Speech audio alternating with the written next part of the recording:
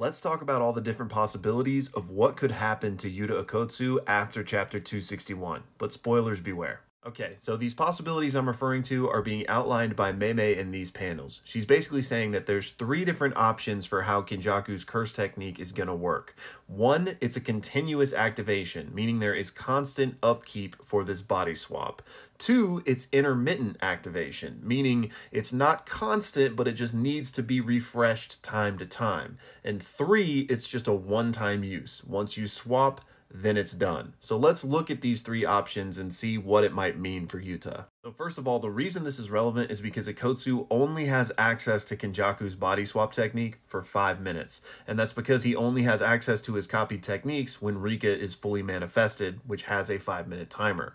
So if it's option 1 and Kenjaku's body swap requires constant maintenance and activation of the technique, then once these 5 minutes are over, Okkotsu is screwed because he will lose access to the technique and no longer be able to maintain the swap. And at that point, he'll most likely die unless there's some sort of contingency in place, or unless he can deal with Sukuna and get everything done and retreat to his old body and swap back into it, and, assuming that the doctors have healed it in the interim. Now, the next potential scenario for the body swap is that it requires intermittent activation, basically meaning Kenjaku activates to do the initial swap, and then he's good for some amount of time, but at some point, he will have to activate it again to basically keep it going. A good way to think about this is like a flashlight with batteries, right? You put in the batteries to turn the flashlight on, and that would be the first activation of the technique. But then you're good for until those batteries run out, right? But when those batteries run out, you're going to have to put in new batteries,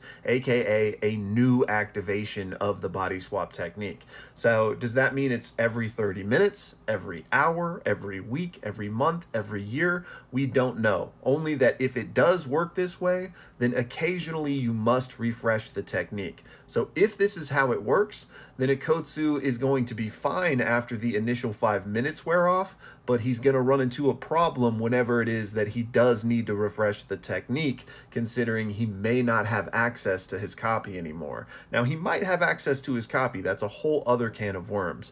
But assuming Okkotsu is just stuck in Gojo's body after the 5 minutes, no longer has access to any of his other techniques, then when that moment comes that he needs to refresh it, he's going to be screwed. And then the third possibility is that the body swap is just a one and done, meaning you got to activate the technique when you're swapping, but after that point, you're just chill. And if this is the case, then that means Okkotsu could live for the rest of his life in Gojo's body if he wanted to, regardless of whether or not he kept his own techniques. Because if it's a one and done, he's just in Gojo's body now. If he lost copy, if he lost everything else, he'll still be able to live in Gojo's body, but he'll only have the limitless curse technique at that point.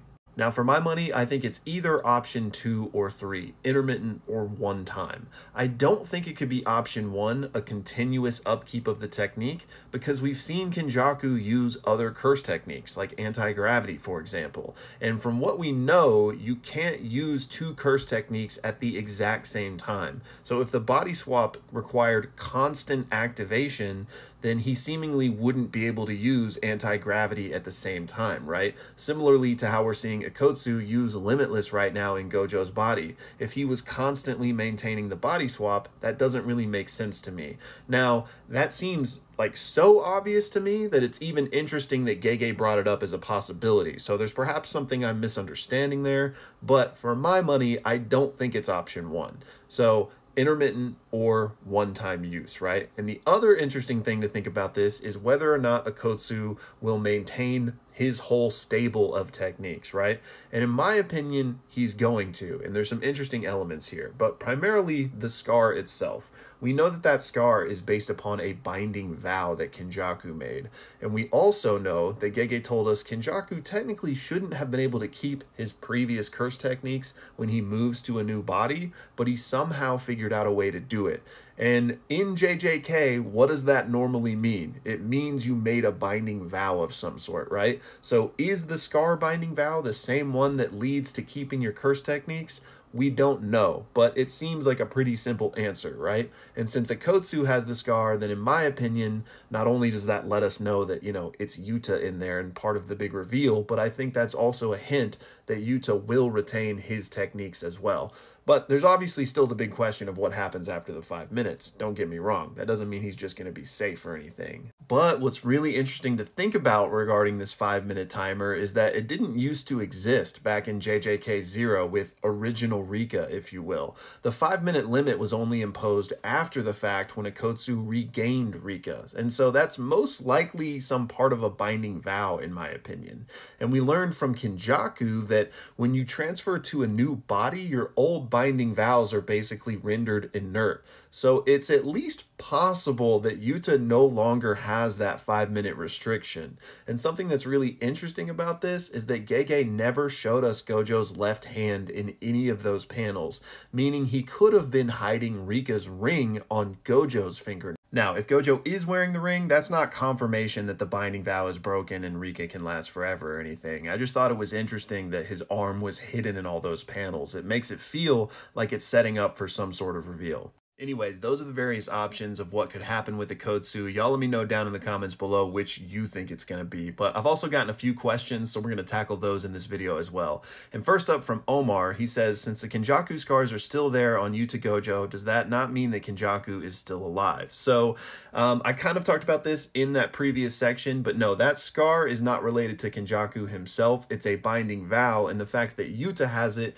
just means that he made that same binding vow. So the scar itself isn't a clue that Kenjaku is still around. However, as I've mentioned previously, I do think it's possible that Kenjaku could come back. Next up, J-Sync wanted to share his theory for how the series will end, so let me move out of the way for anybody that wants to pause and read. And there's no real questions in here for me to react to, but I love hearing any and all theories, but shame on you for wishing that evil on Todo. Next up, we got an interesting one from Brilliant here. I'll move out of the way so y'all can read, but essentially what it boils down to is, what are the limits on what you can actually RCT back from? Because we've seen people grow entire limbs, and yet Gojo seemingly wasn't able to heal back from being bisected, right? Although we did see Yuta do it, but that was after he had been kind of stitched back together from Shoko. And we don't have a canonical answer to this, so I can't point to anything and say, like, here's the line where you can no longer get back from it. And I think ultimately it's just what serves the story in the moment, you know? If Gege wanted Gojo to not be taken out in that moment, I think Gojo could have healed from that instantly, right? So I think it really just serves the story, but specifically I think head injuries are going to be the main thing that won't be able to come back from because RCT takes place in the brain. And to that end, you ask down here, do I think Hikari could survive being decapitated during his jackpot?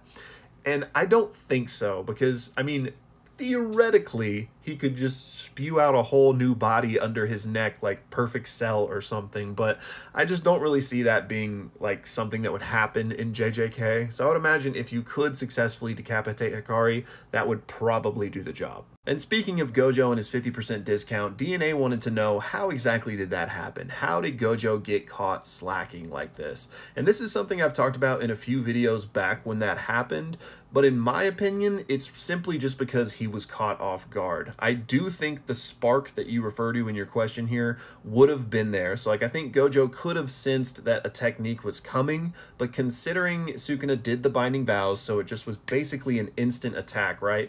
And at this point, Sukuna's on his last leg, right? He just got hollow purpled.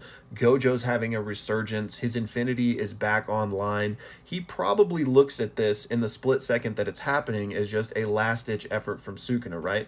And in Gojo's mind, it may have caught him off guard slightly, but also he's like, well, my infinity's up. He's not getting through that. But little did he know it was a brand new technique enhanced by binding vows. So in my opinion, until we get further clarity, which we might, Gojo was simply just caught off guard. And then finally for this video, Ali wanted to know if pre-awakened Maki could hit a black flash. And I don't think so, because pre-awakened Maki had such a minuscule amount, she couldn't even see curses. She was basically akin to a normal human just walking down the street, right? And I wouldn't say a normal human in this world would be capable of hitting a black flash. So I don't know what like the benchmark is for a certain amount of cursed energy where you then become capable of hitting a black flash, but I don't think Maki is one of those people. Anyways, y'all, that's going to do it for this one. Thank you so much for watching, and we're just over 24 hours from 262 leaks, so strap in.